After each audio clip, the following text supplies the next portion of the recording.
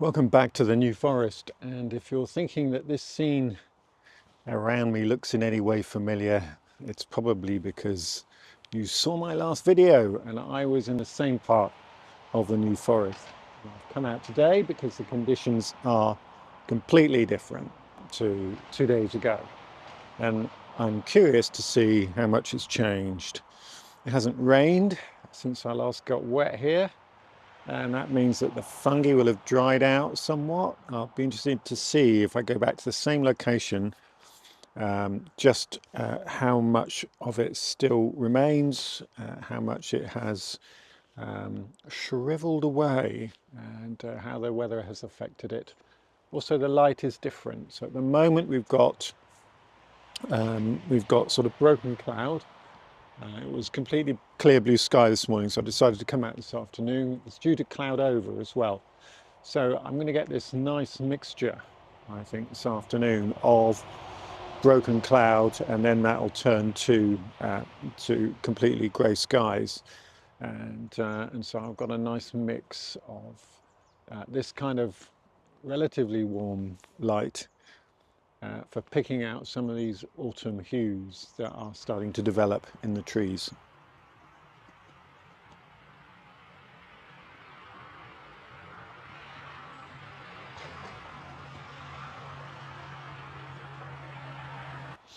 Now, I will get back to the fungi eventually, but on the way I've decided to walk along this brook back to where the fungi were a couple of days ago, just to see whether there's any images that might look right. Now, I do quite like this fallen, well, there's a pair of fallen trees here, and it's almost like they're telling a bit of an unintended story, because at this end, this tree is still alive actually. So it's fallen, but it's got leaves from this year on it. The tree behind, completely dead, and but it is kind of like almost grasping at the tree in front of it, and so I've tried this with a panorama on my iPhone, and I've developed a little bit of a technique. I'm sure I'm not the only one to have done this. A little bit of a technique with it, in which I put it on 3 times zoom, and I do the panorama with that, and that way I don't get masses of additional sky and foreground that I don't want. I'm just getting that slice of the panorama that interests me, so that's quite a good technique to use. So I'm going to try an equivalent to that, but with my Z7 II. Now, of course, it doesn't have a panorama mode as such, and so I'm going to have to stitch it together. I'll do horizontal. I don't need to go vertical for this, so I'll probably take 2 or 3 horizontal shots and set the focal length so that I've got about the right amount of vertical band, if you like, in the image.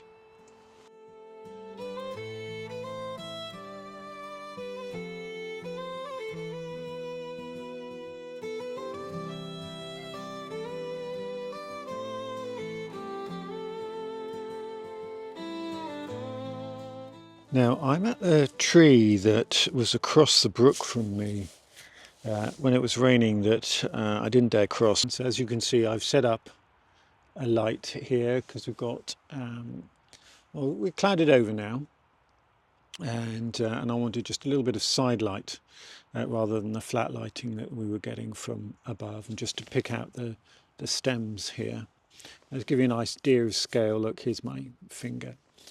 And so I've set up my little video cube light and camera here. I'm just going to talk you through my setup for focus shift shooting.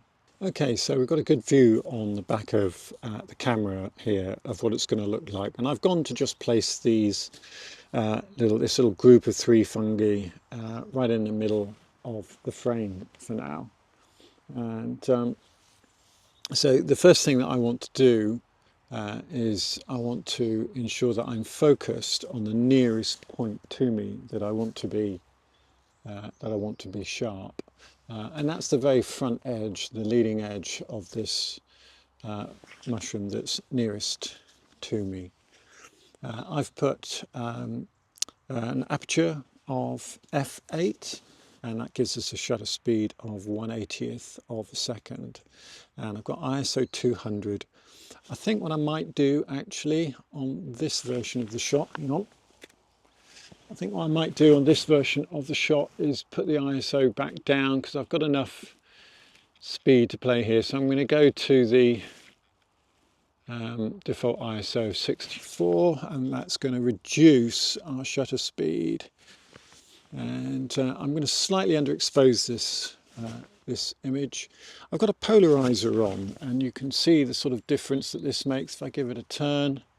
It's how much glare I get either from the lamp or from the sky, and I've gone for a sort of balance of the two really. So I've got some specular highlight from my little lamp there and a little bit from the sky.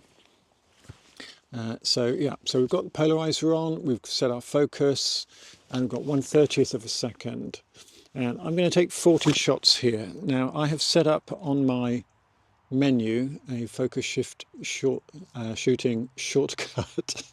That's quite surprisingly difficult to say. Focus shift shooting shortcut, and if I go into that, then I can tell it how many shots I want it to take. And what I've found here from experimentation with this little group is that 40 shots gets me sharp edges of this little group of 3 right from front to back and a little bit beyond, and I'm going to use a focus step width of 2. That's how far the focus plane moves between each shot. Now before I press start, I have turned off the 2-second timer delay that I've been using. So back into my menu, we go to focus shift shooting, number of shots 40, we're good with that, and we go for start.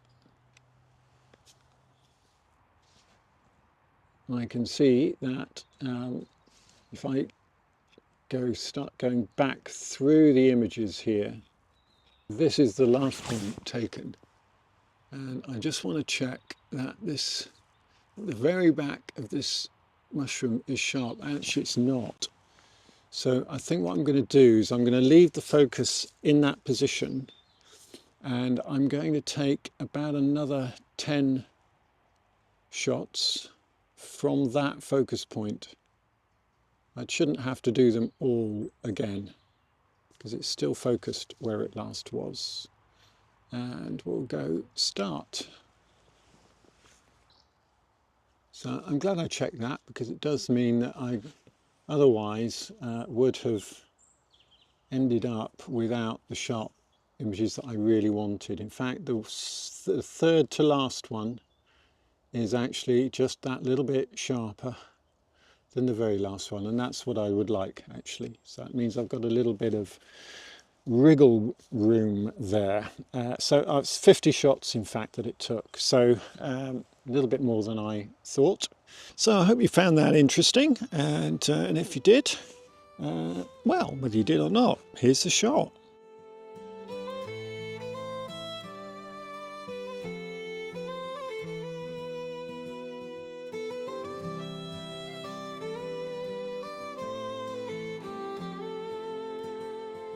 So there are quite a number of fungi here, as you can see, and in a way that shows the benefit of having come out in the rain the other day, because they do quite quickly deteriorate. Further up the tree here we can see there is a set of these ones here that have gone really quite black, and I actually quite like those. Now then, as you can see, this has been a fun one to set up with my camera perched up on the bough of this fallen tree here. It really has been quite a fun one to do. So this is the view on the back of the camera, and I've got to say I'm really pleased with this. I think it's a lovely little set. I missed having the geared tripod head so that I could make really fine adjustments. So what I might do is reset this with the other tripod head. Well, I've got to say, I can't begin to tell you just how much fun I have been having photographing what I'm starting to think of affectionately as the uglies here. This is such a great little group, and as you can see, I've had to do some quite interesting stuff though with the camera. It's balanced up here on the bough of the tree. I've introduced a little bit of additional lighting.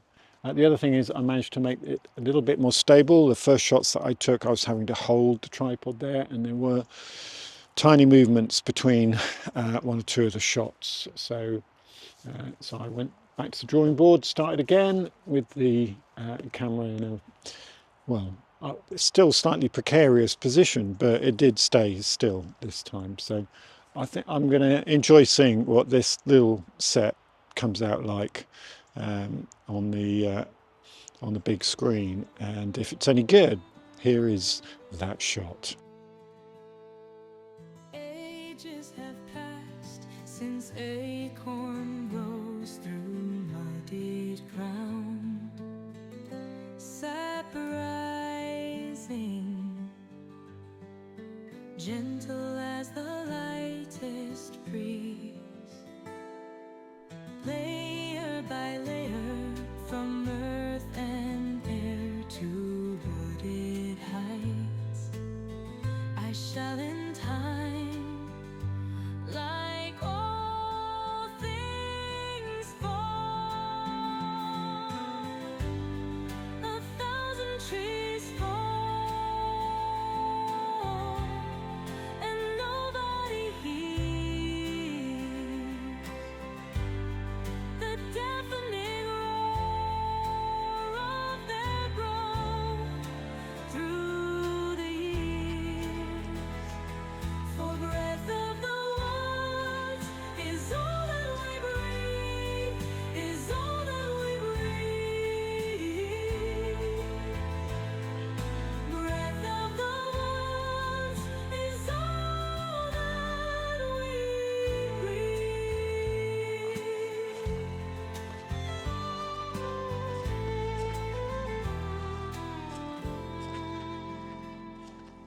Dawn's quiet rise is ever new, soft as the rain in summer's long mist flowing in the autumn. So on this one, I have played around a little bit.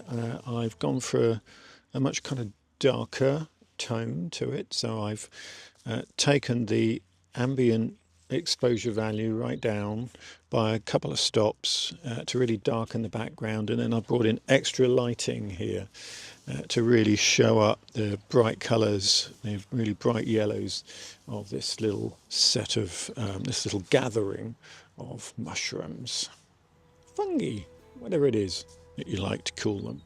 1,000 trees fall, and nobody hears the deafening roar of their growth through the years. For breath of the woods is all that we breathe, is all that we breathe. Breath of the woods is all that we breathe.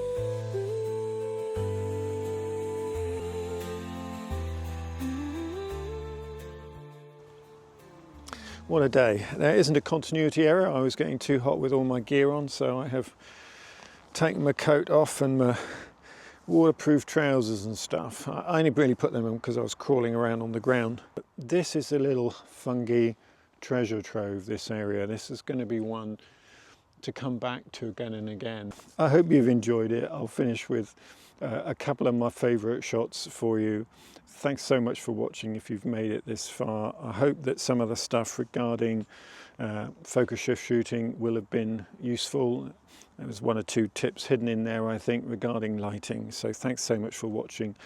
Do like, subscribe and share if you like this kind of stuff. Comment, let me know your own experiences about photographing fungi. Did you have a favourite shot today, and what sort of stuff proved to be the most useful for you? So thanks for watching me once again, and I'll see you again in my next little adventure. Bye for now. And